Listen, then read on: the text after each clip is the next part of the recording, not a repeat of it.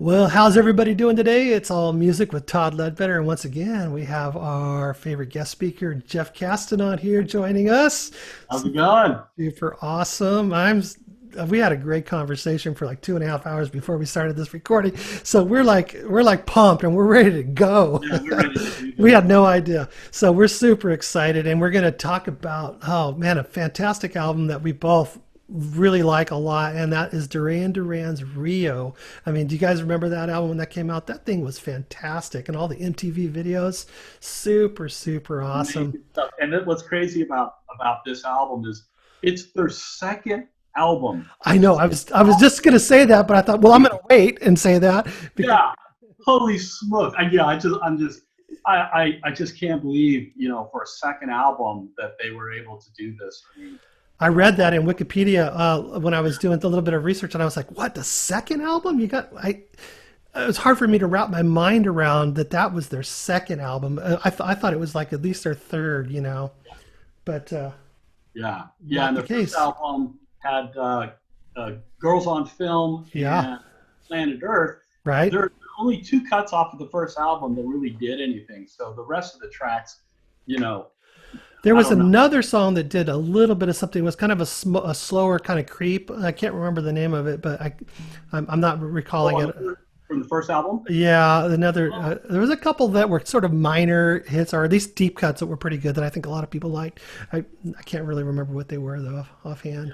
yeah. But I I like, rated. I did a couple of years in my album. In my rating the albums by year a couple yeah. years ago, I ranked their first album in my top six, and it was Oh, there.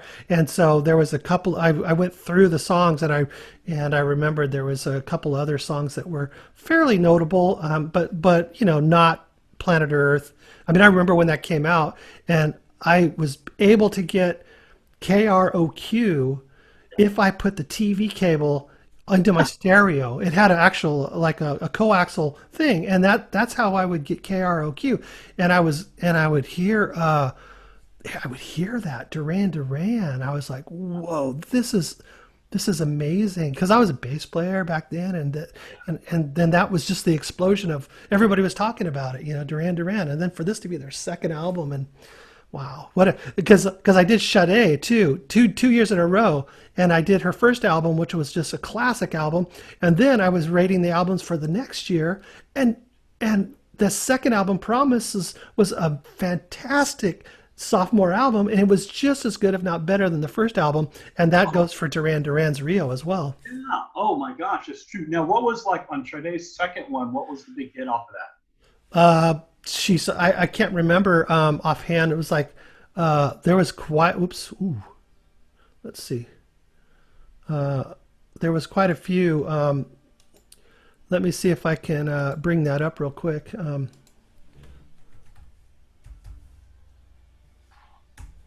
Yeah. So she had. Well, actually, let me go here. It might be better.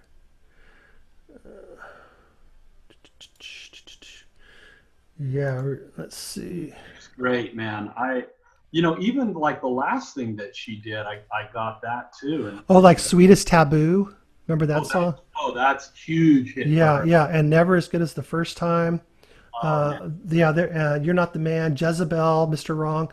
There was a couple of pretty big hits, but even like her first album, even though she had two or three pretty big hits off that, like Smooth Operator and stuff like that, the rest of the album and all the deep cuts were amazing, I simply, wonder, simply I amazing. wonder what happens, because not everyone is successful with their sophomore effort, because here they are, the band has a lifetime of material to put on that first album, and Yeah. they pick the cream of the crop.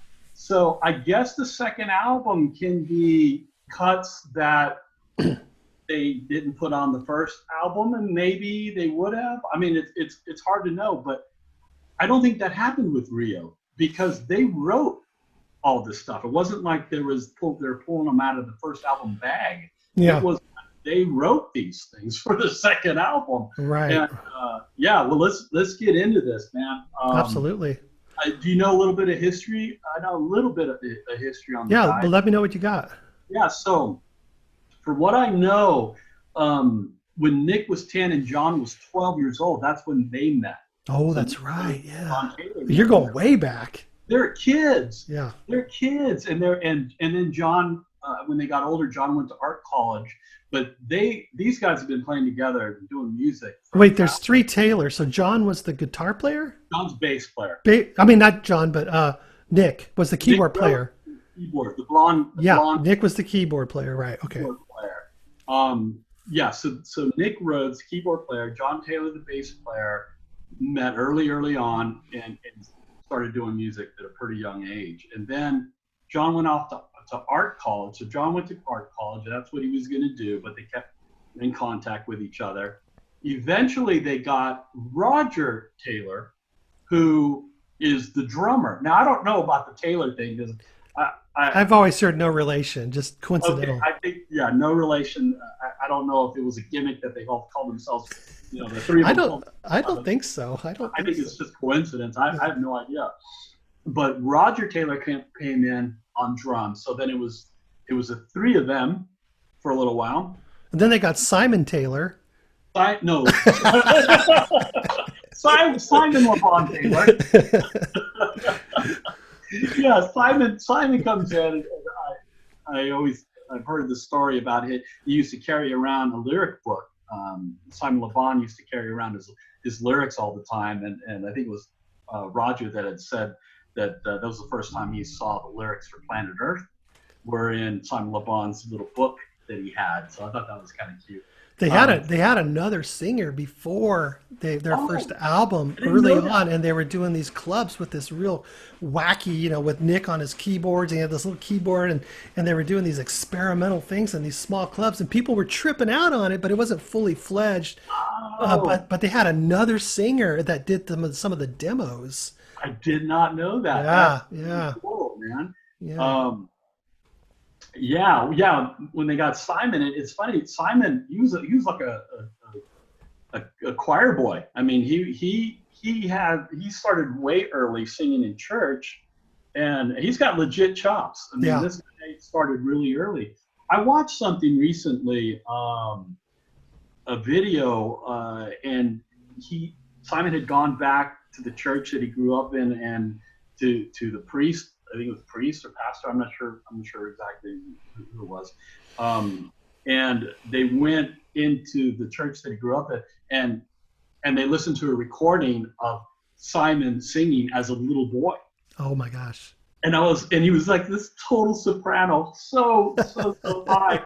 And I'm like, oh my gosh, that's him singing as a little kid. Choir So boy. yeah, little choir boy. So Simon came in, and then the last one to come in was Andy Taylor, who was the guitar player. And then that's when they ended up forming the group and started playing together, and they wanted to figure out a sound that nobody else had. I Yeah. mean, obviously most bands do that, but man, they were super successful at it. Hmm.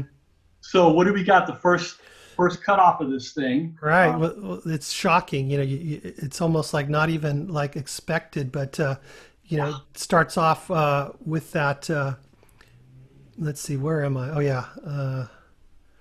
It starts off with that just sort of slow keyboard build. Yeah, And then all of a sudden that funky bass comes in. It's like, what?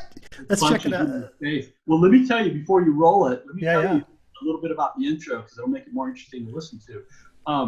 That intro part was Nick Rhodes throwing metal rods into a grand piano, Cool. and they were looking for some really interesting sound, and they recorded this thing, and it didn't quite sound right. They weren't getting out of it what they wanted to, and this is around the time that people were doing a lot of reverse flipping the tape around. So somebody said, hey, well, let's flip the tape around and see what it sounds like, and then that's what we have at the beginning of this thing is the reverse recording of metal rods being thrown in a grand piano on top of the strings. Of course. Yeah. Yeah. So What a bass line. oh man, I was just like, I had a man crush on John Taylor back in the day. Oh, everyone did. Everyone. Oh, I tried to dress like him. You know, I tried to flip my hair. My hair was all curly and long. I couldn't oh, do it, but I was just like, I just wanted to be him. You know. oh man, no kidding, man. I mean, these guys, good-looking guys that knew how to play, and oh man, yeah, they were loved by men and women. Yeah. You know, that bass line, the syncopated bass line, that is one of my favorite bass lines. I just absolutely love that. So cool. Yeah. But what I was thinking about when I was listening to it is that, Nick Rhodes is playing. There's that sequencer going in the back, Yeah. Yeah. and so that meant that the drummer had to lock to that because Mm, this is back in the day where you're not quantizing, you're not playing, you have to play to this. yeah. So man, I hats off to Roger Taylor for being able to play to this sequencer on most of their songs. He had to play and stay in the whole time, man. That it's a subtle thing, Yeah. but it's really hard to do that. Yeah. Some people have that talent. My son actually has that talent as a drummer. It's like, wow, that sounds so good. What'd you guys do when you recorded? He goes, well, we recorded the drums first. I just went through all the songs. I'm like, wait, you went through all the? Yeah, I just did it by memory, you know. And it's like, you're gotta be kidding me, you know. And he put the drum tracks down first, and then everybody else layered on, and he just knew what he was doing. Oh Crazy. man, And that's the cool. other thing about keyboards is, and I've spoken about keyboards, and I love keyboards. I played keyboards a little bit, and I'm not good at it, but and the music that I like a lot of times has keyboards in it, like Genesis and Rush, where Rush Oh, had their period of time where they had yeah. keyboards. But just, I love keyboards, and what I like about, and I'm not sure, I was thinking about this, it's like, because the keyboards in Rio, they don't sound dated to me, even though they are, but they don't sound dated. But then I'm thinking, well, maybe it's because I still listen to the 70s and the 80s, keyboard Right. stuff. So it's still familiar, like it's still new and fresh, and it doesn't sound dated because I'm just like inundated with it, you know? So that That might must be, mean you're dated, yeah, well, that's a fact. right? Yeah. Well, I'm guilty of the same thing because this is my era. The '80s music was my formative years of playing in bands. Yeah. So I covered a lot of this stuff back then. So I was Sure. really deep into this stuff.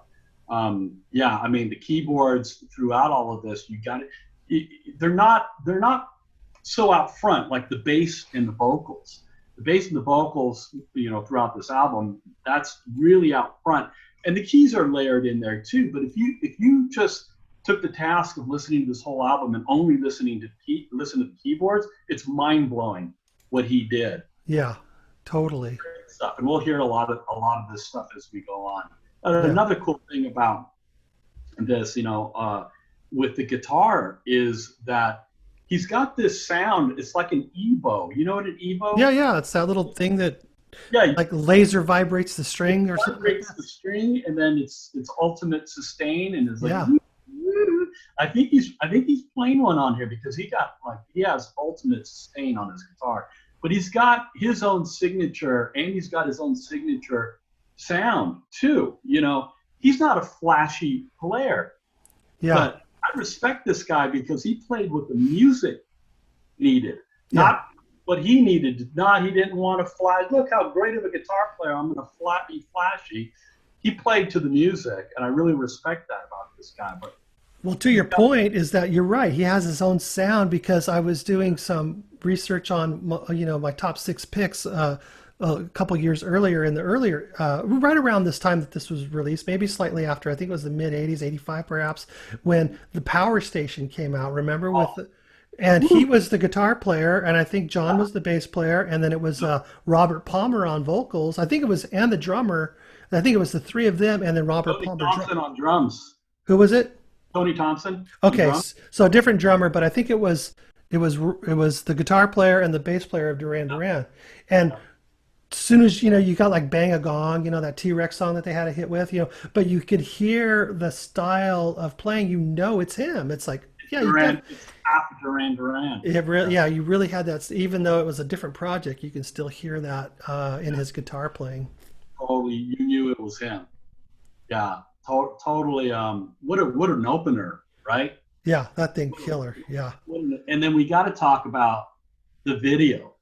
Um, so little background on this. So after they finished the album, I don't want to jump too far, to the end of this already, but it's worth mentioning. After they finished recording the album, they decided the band wanted to go on vacation, so they all took off to Sri Lanka, except for Nick Rhodes, who stayed behind to mix the album. Now, what's kind of funny about this for me is that throughout the 80s, when I'd see Duran Duran play in videos and all that, I just thought that Nick Rhodes was this pretty boy standing behind, hitting the buttons on the sequencer. And I didn't think he contributed a whole lot, but I was so wrong. Yeah. Because later I found out that he's like, a founding member, and he's like the genius behind this group here with the soundscape, the way they sounded. A lot of it is because of him. So he stayed behind to mix the album when everyone else went to go on vacation. So when the guys are on vacation, they were planning on doing a video for this song when they got back, but somebody got the idea to everyone come to Sri Lanka and shoot the video there. And they had already bought these expensive suits that they were going to do in these videos. So they ended up shipping the suits out to wear them when they're shooting this video. Remember, they're on the boat and all that? Yeah. So this was not really planned. They were just like, okay, well, we bought all these suits. What are we going to do with the suits? And they go, well, can you just ship them over to Sri Lanka and then we'll put them on and wear them on the boat. And that's what ended up happening. That's so funny because it's like the wrong theme. It's not nautical. It's not ocean. Yeah. It's not ship. It's these freaking, tailored bright blue and these bright colors. Yeah. But I mean, it made the video so much more appealing, and it just like made the video pop. It's like crazy. Not to mention the pretty women on the video too. But that didn't help. That didn't hurt. Yeah. It helped them. It helped them to forge their appearance too, because the first album is New Romantic. They got the headbands on. Yeah. Man, New Romantic. So they kind of had something they were going for, but then they took a right turn for this album and accidentally fell into what would be their look for the rest of their career. Yeah, really. It really did. Yeah. Happy accidents, I guess, huh? Happy accident, yeah. Roll with what you got. Yep. Yeah. So that they shot 3 videos in Sri Lanka. Yeah. This was one of them. So as we go on, I'll let you know what the other ones were as we get deeper into this. All right. What's the next song? Let's take a look at it. You ready for it? Yep, do it. All right. So let's see. On My Way. Yeah. My Own Way. My Own Way. Yeah, let me play just a little bit about it. We'll talk about it. So cool. I don't want to play the whole thing as much as I do, but one thing I love, and I talked about this recently in one of my videos, is that I love that guitar, that almost like disco, sort of Nile Rodgers. I've always loved that, and like Prince does it, and just different people. It's in a lot of different styles of music, but I love that kind of guitar. Yeah, great rhythm playing, man. It's what's cool, about the guitar throughout all of this stuff is that he'll go into these heavy metal, real hard, not heavy metal, but hard rock chords, big fat chords, and then clean it up with that little chucking stuff that he does. It's really cool, man. I love how the bass plays and leaves big holes. Yeah. Boom, boom, boom, boom, boom, boom. And then he's got this big gap right there. He's not filling up the space. He's letting all the other stuff come through. What a groove player John is. Such a solid groove player. Super cool. Yeah, the bass just really pops out once again. I don't even know if people realize how important the bass is in music, and how I don't think they realize that even though you're focused on maybe the singer or the lyrics, or maybe the guitar, but it really, people find music most interesting when there's that bass in there that has got something that really special about it. And I think it's sort of undetected, but it's really true. It can make or break a Yeah. song easily, but it doesn't, like you said, it usually doesn't come to the forefront. People don't notice it a lot. But Yeah. that's an interesting comment though, because it's like for this album, it does come to the front. It's It almost really a solo does. Yeah. instrument, you It know? really does. I hear it because I'm a bass player, so it's hard for me to say, well, what are you listening to? Because a lot of people, they just listen to the melody, or they're just really focused on the words, or whatever. But so I guess other people hear it too. It's not just Yeah, me. yeah. Well, a lot Definitely of people, I pushes think they feel it. for They feel sure, it, for sure. more than anything else, and it's very standout on this album. Yeah, Yeah, so that's a fun song. They go into that real cool groove, and then they go into a disco thing. There's a yeah, little disco, and then back. yeah. Yeah, that the disco drum beat. Right. Yeah, John Taylor plays a little fretless in there too. He kind of switches back and forth, which is fun. He gets to go back and forth on his basses here, and they're like trying different sounds. And you got the signature Nick in Rhodes, big fat synth scream Yeah, in I there. know. Um, Those cool fun tune. Definitely one of their more danceable tunes. and really some of the best new music that was just sort of just bright and cheery and fun that really at the time really stood out, really big time, against a lot of other things, even though like the new wave was kind of coming in and a lot of keyboard stuff, but they really, like you talked about earlier, trying to find a sound that was unique. I mean, I think they really found it. Yeah, they absolutely nailed it. Yeah. Yeah, let's go to the next one. This is a really cool tune, man. I like this tune, "Lonely in Your Nightmare." I read John Taylor's autobiography, and he talks about his influences. And at the time, he was really into this band called Japan, from England, and the bass player from that band, his name is Mick Karn. He's a fretless bass player. Um, he got a lot of influence from this guy. From reading his autobiography, he was saying, he goes, "I wanted to be Mick Karn." He goes, "What you're hearing me do is me trying to be Mick Karn." So if you could cue it up to about 2 minutes in, you're going to hear some really sweet fretless bass playing from John Taylor, and it's very, very similar to Mick Karn. Maybe we could pull up some Japan here in a second. So Cool. let's cue up a track from Japan. I picked this one. It's called "Still Life in Mobile Homes," which is like one of my favorite Japan tracks. If you could do this one from the beginning, Okay. yeah, do Awesome. this one from the beginning, then you'll be able to hear Mick Karn playing his fretless, which is That's not John Taylor on the cover, because sure looks like him. it looks like him, right? It looks like Dick Rose. Or Nick Rhodes, yeah, one of those guys. Can you hear Duran Duran in that? That is like Oh, yeah. there, there's definitely something going on with that fretless bass and the mood of it Yep. that really came into Duran Duran's music, thankfully. And I think I love Japan. I love the band Japan. They're not as commercially accessible as Duran Duran. I love what Duran Duran did. I think they stood on the shoulders of Japan to do what Hmm. they did. So they took it to a whole nother place. But definitely would be remiss to not mention Mick Karn and Japan when we're talking about Duran Duran. So Definitely here's some similarities and influences there. You can totally tell. That's interesting. I had no idea. I think I may have heard of the band Japan before, but I could be mixing it up with something else. yeah, yeah, super great band. I love Simon's vocals in this also. Really haunting melodies that he came up with.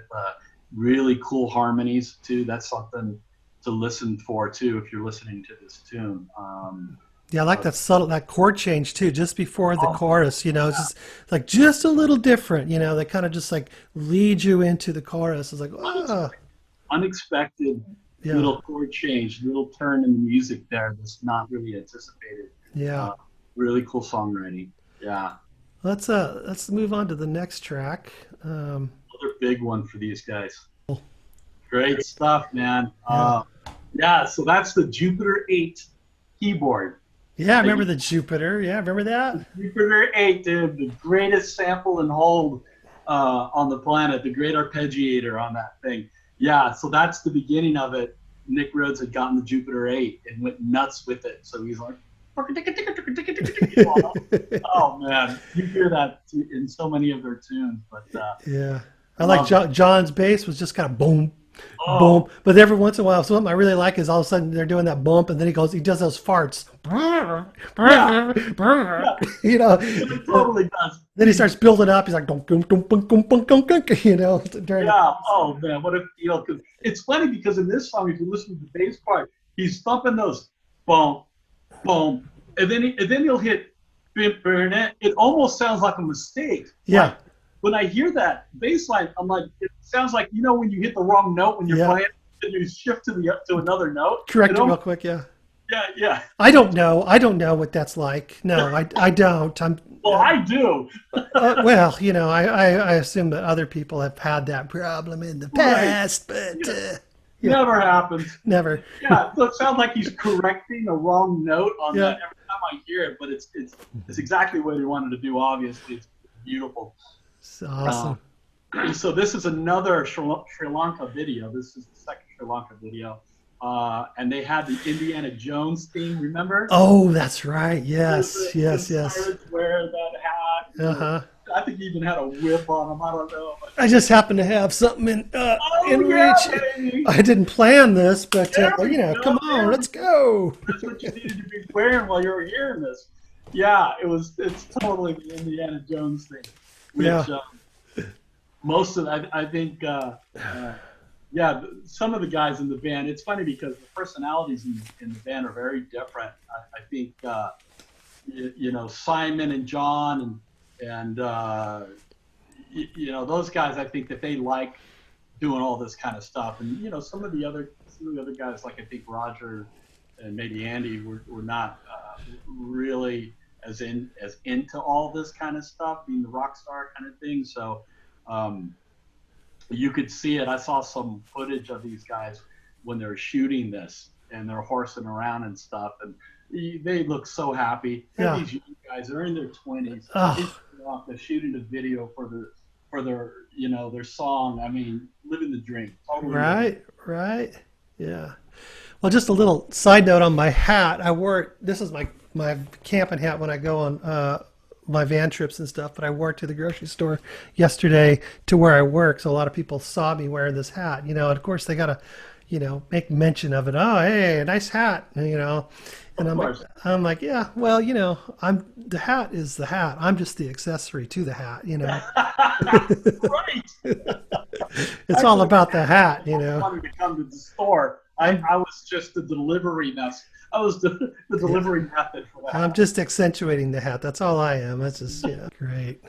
So check this out. So on this track, you've got two different bass guitar tracks on this thing. Cool. You've got the fret list that is like throughout the verses, and I think maybe even the bridge. I'm not sure, but then he goes to the chorus, and then he's picking. And he's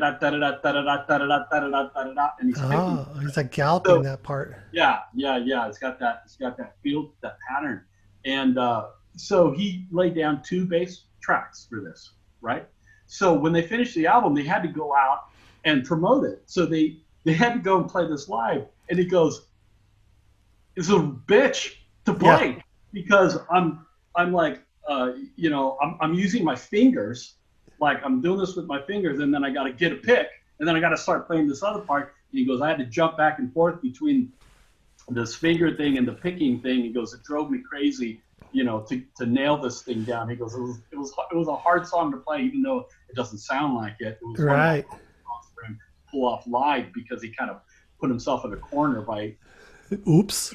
Two tracks on this thing. Yeah. Bet he never did that again. Yeah. So he threw some slapping. Yeah, I don't think it was fretless, actually. I think it was slapping is what it was. It was slapping and then picking. So what are you going to do with your pick when you're slapping? Put it in your mouth, maybe. I don't know. Yeah. Well, John's getting a lot of love in this review, man. This reaction. He's Yes. we're talking a lot about his bass playing. That's funny because there's so much going on there, and Simon Le Bon was just the greatest frontman too.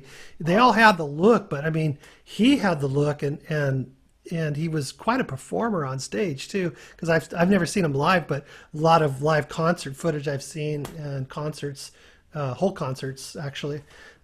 Super awesome band. They're very colorful on band and very very colorful and lively live on stage. They had a good stage show.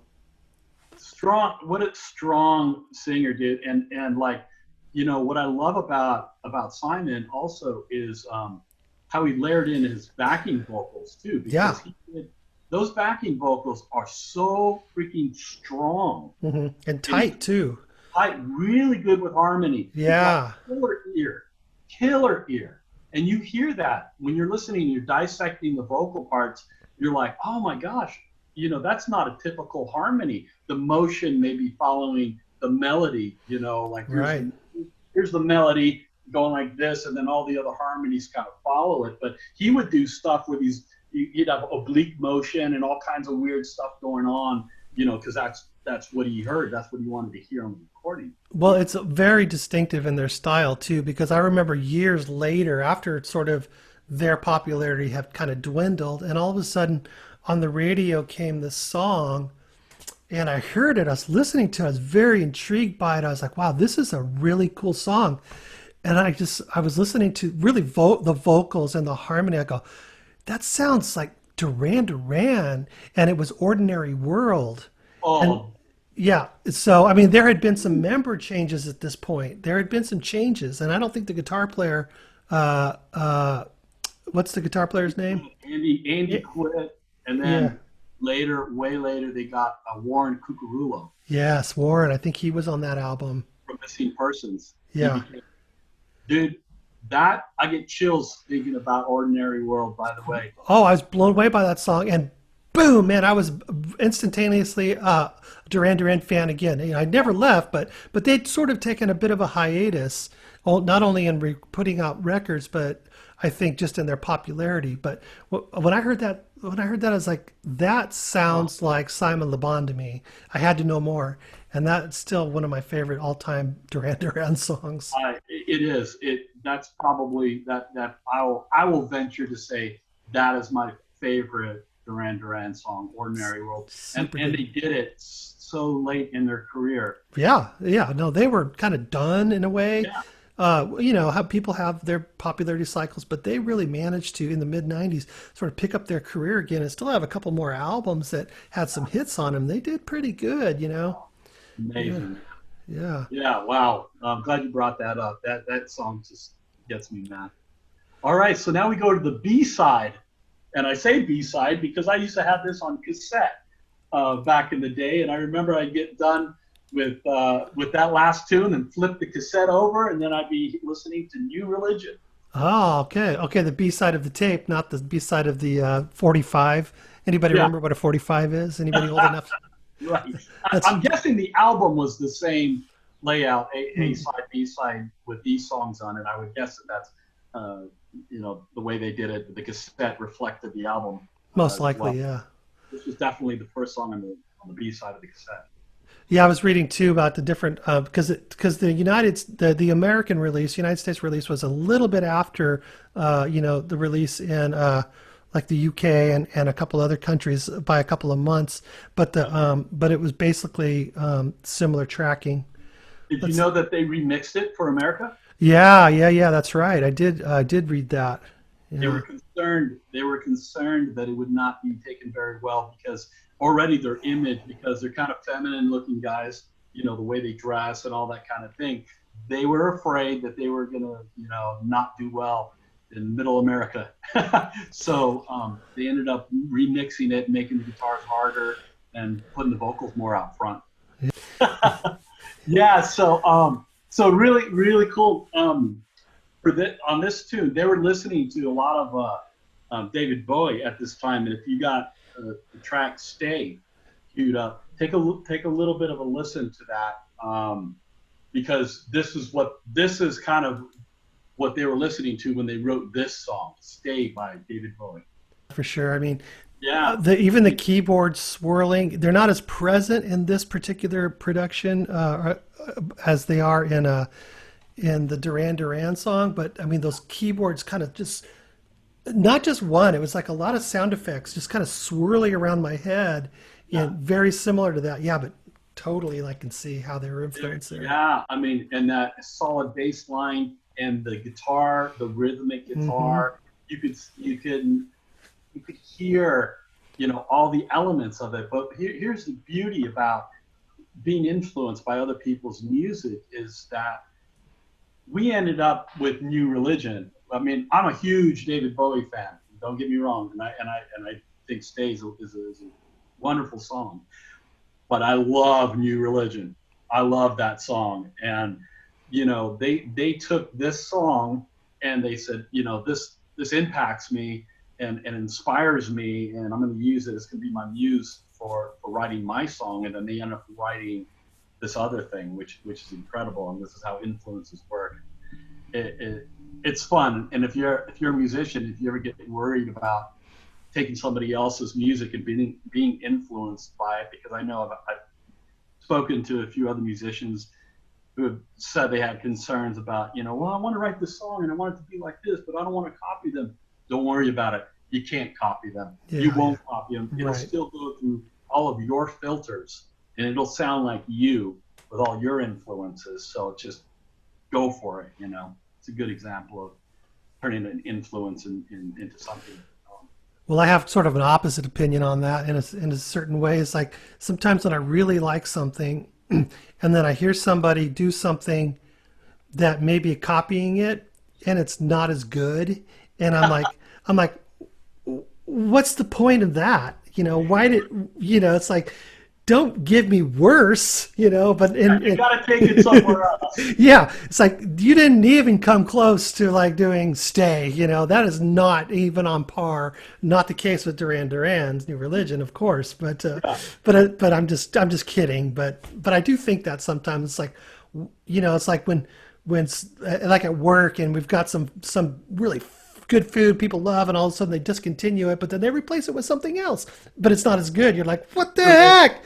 What's the Yeah. point of that? Don't give me a derivative version of this. I want Yeah. the down version. I can go listen to the original. Yeah, give me something better. Yeah, I Yeah, think Duran Duran knocked it out of the park with that song because that is a good song. yeah.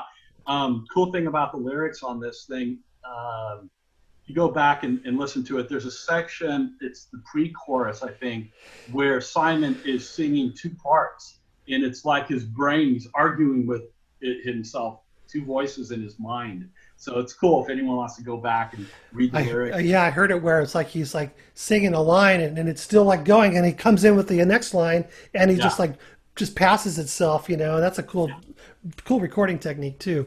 yeah, Definitely. it's really cool. It's a really cool thing that he did with lyrics on that one. Very Uh, cool. see where we at. Yeah, let's go to the next one. Last chance on the stairway. Yeah, hey, go to 220 and check out this left turn that they make for a xylophone solo. They hit like this jazzy little thing, like around 225 or so. Very cool. Yeah, I yeah, love it. yeah, really cool. Who's the one sitting around in the control booth that said, "We need xylophone on this one"? A Right, xylophone solo. we need xylophone solo right there. Well, what is that? There's a song that is from the 70s and it has the most epic xylophone solo in it ever. It's the only song this guy ever had a hit with, but he has like, double mallets in his hand and he's just playing the most amazing xylophone solo. Yeah, is it that moonlight? Yes, Yeah, yes. I love that song. Whenever that song comes on, I'm like, okay, everybody, stop what you're doing. yeah. Listen to this solo. And everyone's like, what the heck are you talking The about? best, the best. I don't know if it's vibes or xylophone or Right, whatever. right, right. The best freaking solo ever, Yeah, man. that's such a good one. I love it. Yeah. Funny. I love that they put that one time when I was recording with Brilliant Daydream. I wanted a xylophone solo in this song so bad, and I didn't get it. Instead, we did a violin solo, which was cool. But I That's just, cool too. I just wanted that xylophone solo. Never got it, but Oh man, that's great. You really got to have chops though to pull it off. Oh yeah. You know. It's, I keep getting a pop up for like HVAC, and it's like I have a meeting a little bit later on. I'm buying something from a guy from off of Facebook Marketplace, Uh, and it's been a couple of days since he, it's like, oh yeah, tomorrow, oh no, the next day, but I finally we're gonna do it today. He goes, I'm sorry, they're sending me out to LA. I do HVAC, and so I looked at what the heck is HVAC again. So I looked it up online, and now I keep getting ads. oh, Every time I play a song, are you seeing those pop up? They keep. oh God. It's like, oh, What the is internet is like, the they heating, know too much. cooling, air conditioning, or what is it? Heat, Yeah, yeah, yeah. Anyway, it's H, just, HVAC, H heat. What is it? H heating and what's V? I don't know. Yeah, and then air conditioning. Oh, Yeah. ventilation, Oh, yeah, yeah, heating, ventilation, and air conditioning. I had to learn that too when I moved. I was like, what yeah. is it? Yeah, the internet knows too much about me. All I did was just kind of like, I was just curious, like, what's HVAC again? He does for a living. I looked it up, and now I'm getting, every time I play a Duran Duran song, that ad comes up for HVAC. Yeah, it's gonna start popping up on your phone next. Oh, man, it's just irritating. It's like, All right, let's move on. Save a Prayer. Now, this is one of my favorite songs from the 80s of all time, and a lot of it has to do with the video because the music and that video together is just undeniable. great Such song. is. I love those rim shots on the drums, during the verse, and then Uh, and then they just like during the chorus, it just drops out. Boom. yeah. It's just like the boom, boom, boom on the bass. But Oh, he's just playing, hitting those rim shots. so good, dude. He's using the pitch bend, which is really cool because for the video, it's a very exotic type of keyboard line that thing that he does with the pitch bend, Yeah. and and they end up filming it, in Sri Lanka, and it just fit that exotic keyboard sound with the location they recorded at. Do you remember the scene in the video where they're on the top of a hill? I think it's Simon and Nick are walking around this top of this really super big hill. um, they said they had a helicopter up to that hill, and Nick was petrified. He said I think I remember seeing like in a documentary or something about yeah, that. that he said he hated it. Yeah. That he hated the helicopter. Seems like he's never flown in a helicopter since. He goes after that experience, it was hair raising experience for him riding in the helicopter. But a lot Something of that, crane shots and a lot of stuff in the air, and yeah. beautiful, beautiful, beautiful video.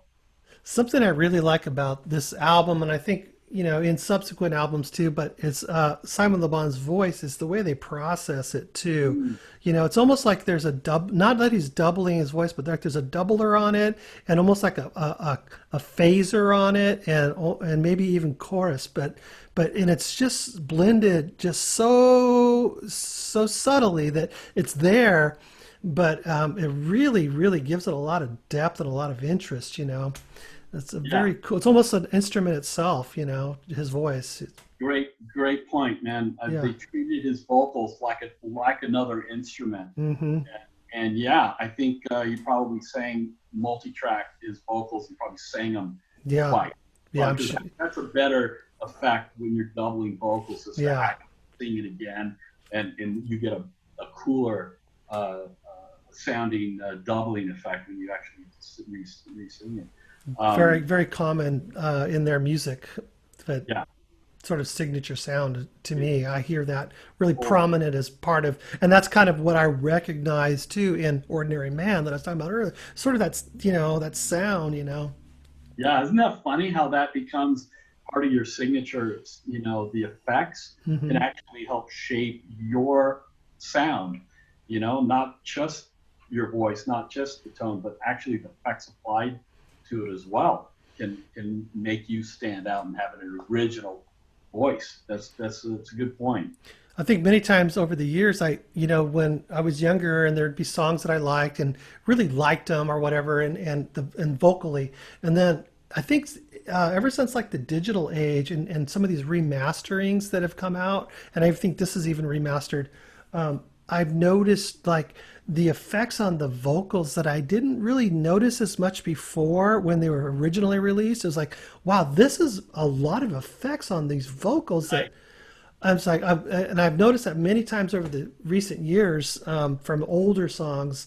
I thought Mhm. it was kind of an interesting thing that being sort of the new technology sort of brings some of that out a little bit more. And I don't know if they tweaked it a little bit in the remastering or I don't know. Well, I mean, even if you tweak the EQs on anything, it brings out the quality of reverbs and effects and stuff Hmm. like that.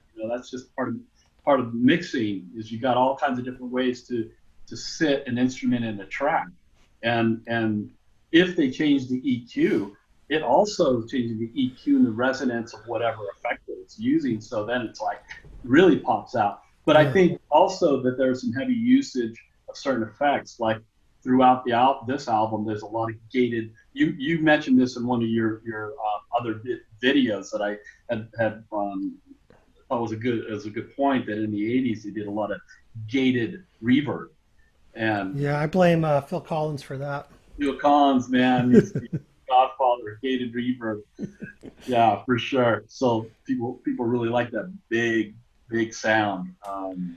Now, You know, talk about dated. That's one thing that I go back and I hear some of the '80s stuff. It's like, that's not my favorite drum sound, that gated reverb. When I go back to some of these older, yeah, it's not my favorite drum sound. That's for sure.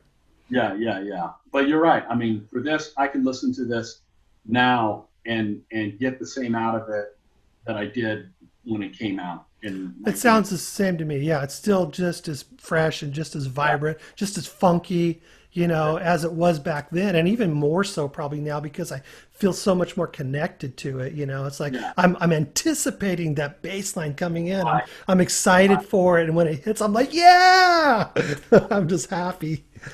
It continues to pay off Yeah. every time. Yeah, when we decided to do this, and I went, to do this album, and I started listening to it again, and I just kept listening to it, and I was like, God, this is so good.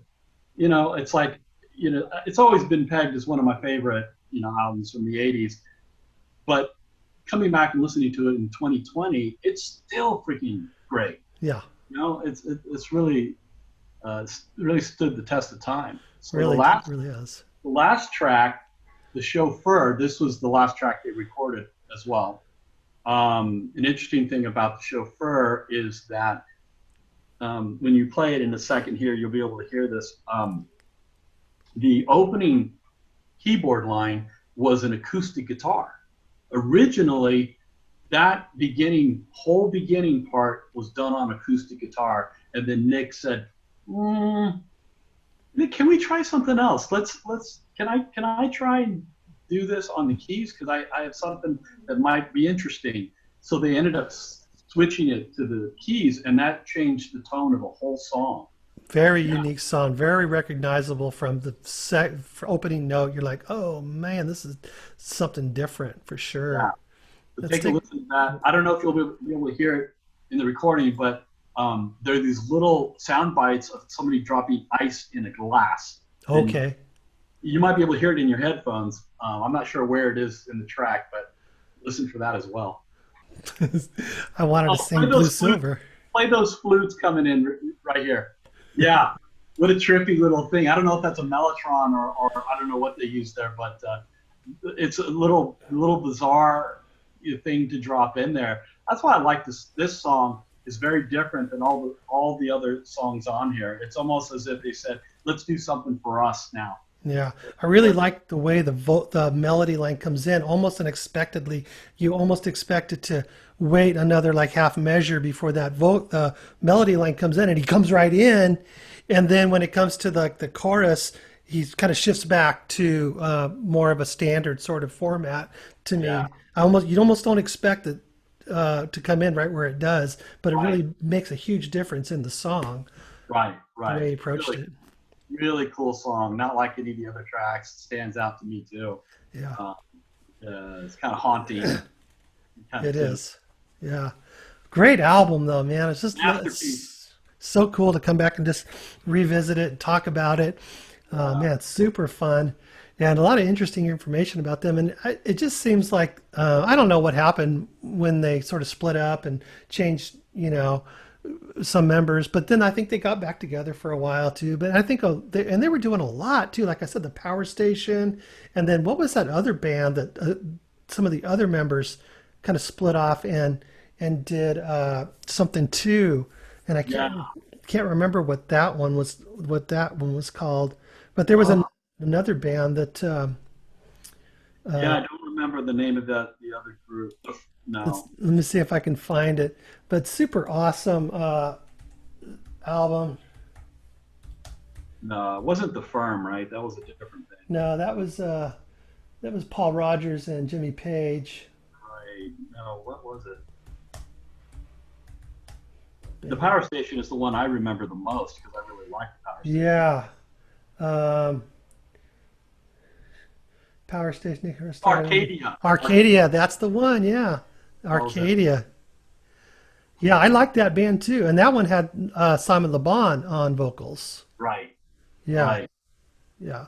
So that Power Station was John and Andy, and then Arcadia was Simon, Nick, and Roger. Right. Right. The rest of the group was in Arcadia. Yeah, Yeah. I think for some of them, it just got to be too much. Like, I know that the drummer ended up like it was grueling. These guys went through hell. They yeah, were on the road nonstop, and I think it got to Roger, the drummer, and he's like, man, I want to be with my family. This yeah. is not fun anymore, and then eventually, Andy drops out, too. So then it's just the three of those guys, hung with it, and then yeah, so they went down 5-4-3, and then they stayed at that three original guys, which is John Taylor, Nick Rhodes, and Simon Le Bon, and then that pretty much was Duran Duran from that point on, and Yeah. they brought their guys in to play with them. Very cool. Long, great career. And they had that album Notorious. Yeah, I yeah, played the heck out of that thing on yeah, cassette tape, man. I don't think it was quite as good as this album, but still, it was great. And I just coming off of those first two albums and having that album just for more to listen to, they had some good songs, and I really, really got into it. yeah. Remember the Reflex Yep. and all of that? Yep. They worked on the Reflex, and then they gave it to Nile Rodgers because they were like, you know what, make this cooler. Wise choice, man. He's the guy to do it.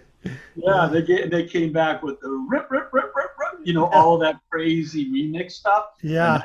I remember when that came out, the remix, when that came out and it sounded like it was a remix, I was like, wow, this is cool. I'm like, wow, they took a step outside of what they usually do, and Yeah. and had that little thing that they did there. Yeah, great Super career, awesome. Yeah. Well, great career. great career, great album, and just love the mix of instrumentation and the songwriting. Super, super great. It was fun to look back at it. Jeff, I appreciate your insights on Duran Duran's Rio album. It was super exciting to get to spend some time and talk with you, and I hope people enjoy hearing you talk about the band, and this gets some views, and probably should cut it off at this point. Remember, I'm going to put some links down for Jeff's music, and I'm trying to remember. You did an ABC song with one of your parody bands, and then did you do a Duran Duran song too? Yeah, before that one, we did Girls That Film. Oh yeah, that's right. Okay, yeah, great, so fun. You got to check that video out, guys. If you get this far and you're interested in the links, go down there and check out the parody Yeah, band, which is called. Labam. Well, bam, yeah, it's very, Yeah, very fun, very cool. And so he does a parody of that Duran Duran song. yeah. The Uh, last one we just released was the Too Near Me, which uh, is social distancing type of thing, play off of ABC's Be Near Me. that's Uh, great too. that's It's supposed to super. link to that one because that's the newest one that we did. I'm That gonna was, post the link. that was a lot of fun to do. Yeah. So check And those out in the here's a description. little contest for your viewers. If anyone could tell me who that woman is, right there, then Uh, yeah, I don't know. Linda Ronstadt? no, we'll leave it. We'll leave it for somebody to see if they can figure out who that is. Yeah. All right. So what do they win? Oh yeah, what do they win? How about the third guitar from the left? Oh yeah, take your pick. I'm in. I'm playing the contest. I'll figure it out. They get It's not Elvira, right? a USB extender. Oh, hey, a dongle. Just what I need. All right, Jeff. Hey, I want to say thank you once again, and I appreciate you guys watching the channel. And I'm Todd Ledbetter with All Music. Jeff Castanon, thank you for your participation in the channel. It's always a pleasure to have you, and look forward to our next venture. What is it going to be? I don't know. Yeah. Well, you're doing. Are you going to head into the '90s for your album reviews, or are you going to go back to the '60s? No, I'm going to go. I'm going to finish out to current times, and I just posted 1986. I've got 1987 ready to roll. I might do that later on today and get that posted today. So by the end of the weekend, I'm hoping to be, or soon into the first of the week into the 90s. I'm really excited for it because, you start getting into the grunge, and I remember being in my wood shop, building furniture and listening to the radio and hearing the grunge. And I actually said to myself, I love grunge so much that I don't think music could ever get any better. I mean, and now I look back at grunge and I'm like, oh my God. There are some bands that stood the test of time, but a lot of that music back then, not so much. But, like Alice in Chains,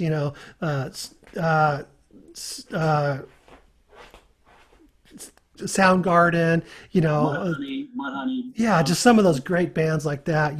Super looking Yeah, forward a to. lot of Yeah, Seattle stuff. yeah. I was doing this with the '80s during the '90s. No, I don't want to leave. Oh yeah, hanging on for dear life. I was hanging Yeah, out for dear life, man. I really didn't get too much into the grunge stuff myself. I think I missed out on a lot of good music. I was still very much, obsessed with the '80s. yeah, But I'm sure that there's some amazing albums in the '90s that we could pull from to. yeah. I haven't even investigated yet. I'm just like off the top of my head thinking about it. What I know that I like, and some of the ones I still go back to. So, kind of interested to see when those pop up in chronological order. But looking Now, forward to it. I'll be watching your '90s 6 album reviews, and if I see something pop up on there that gets me real excited, I'll let you know, and then we can take a look at Yeah. something from the Yeah, I '90s next. started out in 1970 and I'm almost into like 1990. So I've almost got like 20 videos of album top six. I've done top 10 a couple times. And actually for 1987, I'm going to do a top nine just because it's a pretty good year for music. So, and Oh wow! I found 9 albums that I couldn't not like talk about. I had to like just kind of expand on it a little bit. I didn't want Oh, to leave anybody out. So oh man, that's awesome. Yeah, yeah. it's a great year for music. Yeah, so I'll be watching. I'll be watching your channel when you hit the '90s. We did Steely Dan for the '70s. We did Duran Duran for the '80s, and then we'll see what's coming up in the '90s. We'll do another one. Perfect. All right, you guys, thanks for watching. Remember to like the video, subscribe, click the bell, comment down below. Let me know what you think of the Duran Duran Rio album, or maybe even one of your other favorite albums, or if you might have a suggestion of an album that you'd want me and Jeff to review. We'd love to see what you want us to do, and we'll consider that. So thanks again for watching. Jeff, take care, and we will talk to you soon. Thanks for the conversation earlier. It was life-changing, very inspirational. I appreciate that. And we will talk to everybody soon, and we'll see you in 1987 for top 9. Thanks, Jeff. We'll talk to you Awesome. later. See you next time, man. Thank you. Bye-bye. Bye bye.